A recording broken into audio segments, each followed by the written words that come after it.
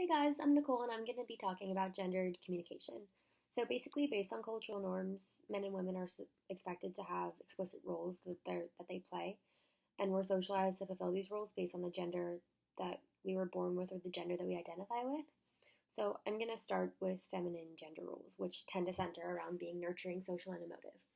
So females are expected to cultivate personal relationships, meaning that they're taught to be social and that it's important to form strong bonds with your friends and family.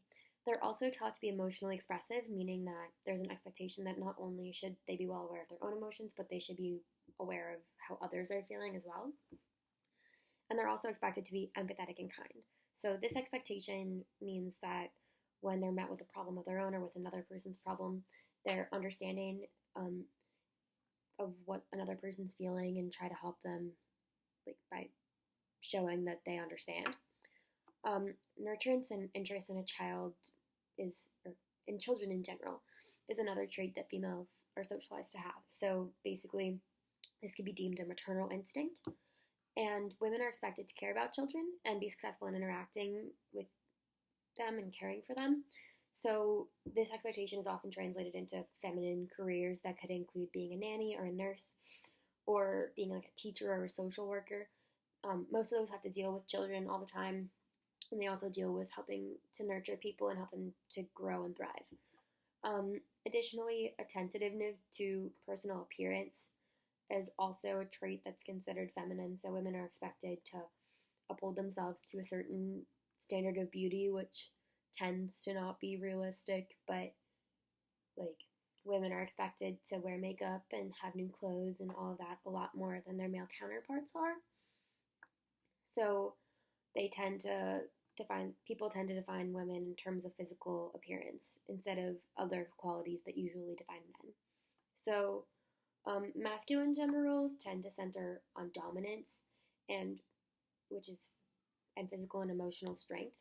So men are supposed to be strong physically and emotionally. So physical strength is pretty obvious in meaning that's like working out, being able to lift heavy things, stuff like that.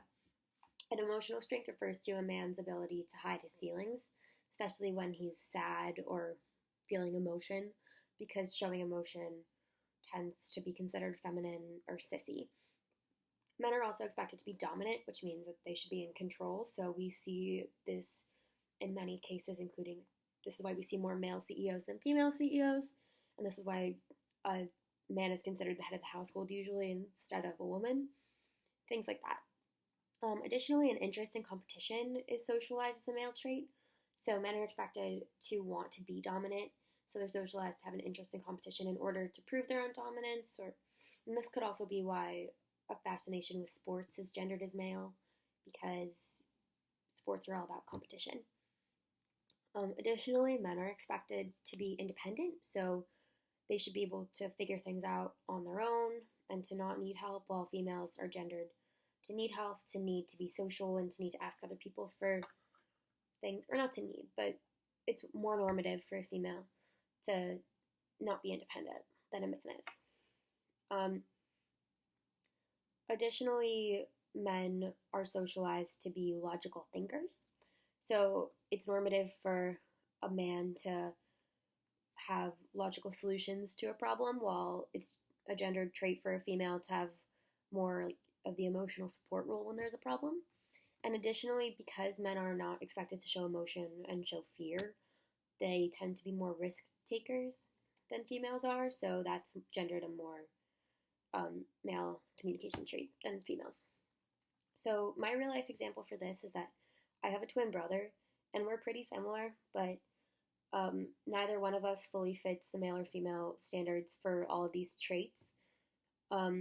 So basically, my brother is a great cook, which is a very nurturing aspect of his relationship. Like, he likes to cook for people when they're upset to make them feel better, which is something that people would usually consider like a mom or a grandma type thing. But so when I tell people that, they're usually surprised and they say, "Oh, that's great," but it's not something that's expected of him to be this great cook. And additionally, like, whenever my aunt or uncle needs a babysitter for their kids, like, they'll come to me first, because being nurturing and being good with kids is more of a feminine trait, or that's expected of women than it is of men. Additionally, I'm a lot more competitive than my brother, and I really love sports, but whenever we would have like a family football or fantasy football league or something like that, my brother would always be the one to be invited to play. So in 2017, when gender is more fluid than ever, why do we shame people for having gendered traits that shouldn't be gendered? Why is it that when a man takes control, he's bossy? Or no, he's normative, but when a woman takes control, she's bossy? Or why is a man a sissy if he shows emotion if a woman can do the same? And do you think this is a larger societal issue, or is this going to change? Thanks, guys.